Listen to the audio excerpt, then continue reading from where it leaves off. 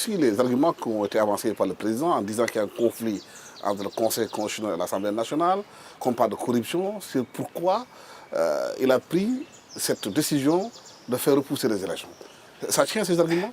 Écoutez, si je parle en Wolof, un peu de Wolof, pour ceux qui comprennent le Wolof, ma tante adoptive qui m'a éduqué, elle disait toujours Ku am sëg till nandal meew. Ça veut dire que quand on veut faire quelque chose, ou quand on aime quelque chose, on lui trouve toujours des arguments.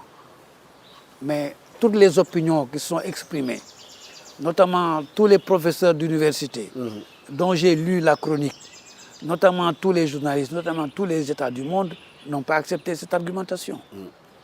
Ce n'est pas la peine que je réponde. Il y a aussi un autre débat qui a été posé, c'est-à-dire que si le Conseil constitutionnel retoque la loi qui a été votée à l'Assemblée nationale, le président peut évoquer l'article 52 de la Constitution. Entendez, le Conseil constitutionnel, à mon avis, bon, je ne sais pas quel sens vous donner au mot retoquer. Moi, je dis annule. Annule. Oui. Annule la loi, tout simplement. Tu l'annules. Attendez, vous savez ce qu'est l'article 52 de la Constitution? L'article 52 de la Constitution est le pendant, la répétition, virgule par virgule, mot par mot, du texte de la Constitution française de 1958. C'est le général de Gaulle qui, après la guerre d'Algérie, après ceci, après cela, après le maréchal Salan, avec tous les troubles qu'il a eu, qui fait voter sa Constitution, qui s'est réservé la possibilité, en cas de retour de ces crises graves, de remplacer toutes les institutions, de remettre l'ordre dans le pays, comme il avait tenté de le faire entre 1939 et 1945. Parce que lorsque le désordre a été total et général en France, le général a tenté de rétablir l'ordre français en allant à Londres. Vous connaissez cette histoire. Mais ceci est resté dans sa tête.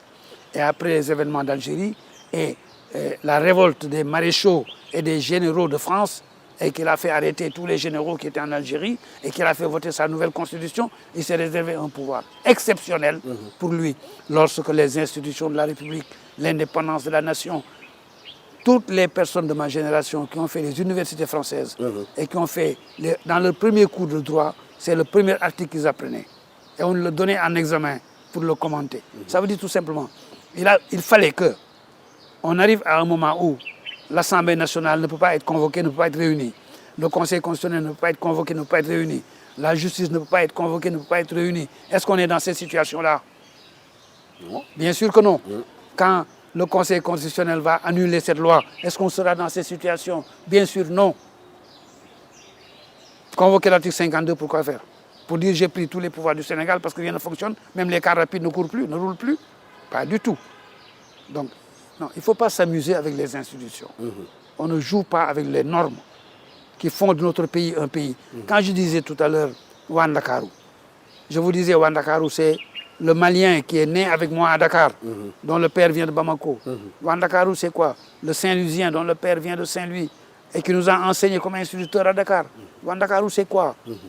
Wandakaru, c'est le Peul qui était avec moi ici à la rue Sandiniéry. On volait les mangues.